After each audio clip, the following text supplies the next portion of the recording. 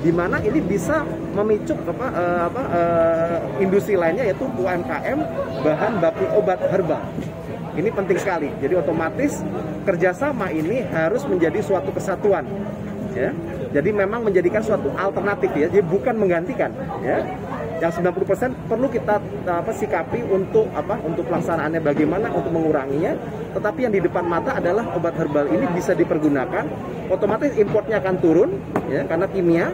Obat herbalnya akan naik. Kalau obat herbalnya naik, otomatis petani, ya kan, atau peternak, ya kan, kerjasama dengan UMKM pasti akan meningkat.